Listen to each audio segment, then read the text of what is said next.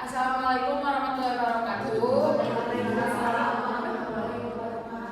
Baik teman-teman, di sini saya akan menjelaskan tentang sejarah keperawatan jiwa, tren serta isu dalam keperawatan jiwa global. Di sini ada sejarah perkembangan dan upaya kesehatan jiwa di Indonesia. Zaman kolonial, sebelum ada NSD, pasien ditampung di RSU, yang ditampung hanya yang mengalami gangguan jiwa berat. Tahun 1862, hasil sensus 600 penderita gangguan jiwa di Pulau Jawa dan Madura, 200 penderita di daerah lain. Pada tahun 1882, RSD Bogor pertama di Indonesia. Pada tahun 1902, RSD Lawang. Tahun 1923, RSD Magelang. Tahun 1927, RSD Sabang. RS ini jauh dari perkotaan. Perawat pasien bersifat isolasi dan penjagaan.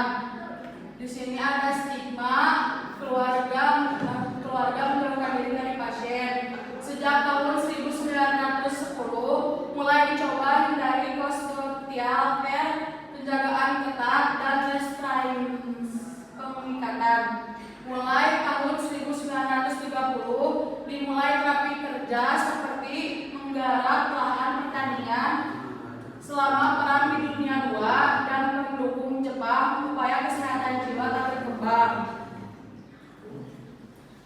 Proklamasi perkembangan baru.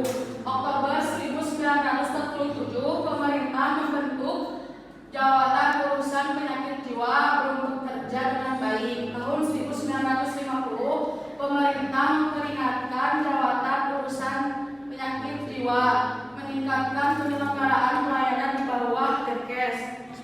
Tahun 1966, PUPJ Direktorat Kesehatan Jiwa, UU Kesehatan Jiwa No. 3 tahun 1966 ditetapkan oleh pemerintah. Adanya Badan Koordinasi Rehabilitas Penderita Penyakit Jiwa, BKR sampai PPJ dengan instansi di luar bidang kesehatan. Tahun 1973, PPDGJ 1 yang diterbitkan tahun 1975. Ada integrasi dengan puskesmas. Sejak tahun 1970-an, pihak swasta pun mulai memikirkan masalah kesehatan jiwa. Ilmu kedokteran jiwa berkembang. Adanya subspesialisasi seperti kedokteran jiwa masyarakat, psikiatri klinik, kedokteran jiwa usilan, dan kedokteran jiwa kehakiman. Program kesehatan jiwa nasional dibagi ada 3 sub-program yang diputuskan pada masyarakat dengan prioritas pada health promotion, yaitu perbaikan pelayanan, pengembangan sistem, establishment community, mental health. Terus ada tren dan isu keperawatan jiwa.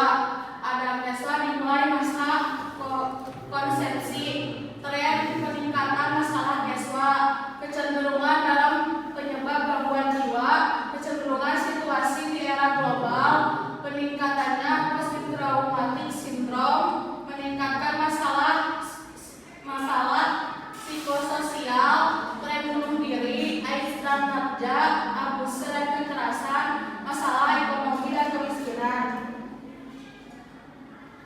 Metnik, teori perkembangan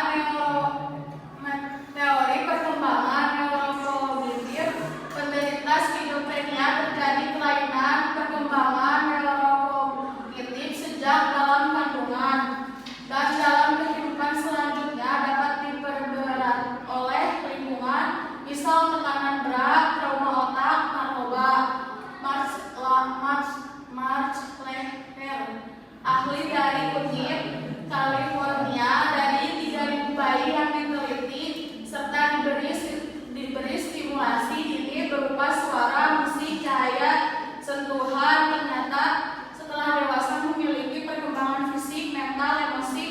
yang lebih baik.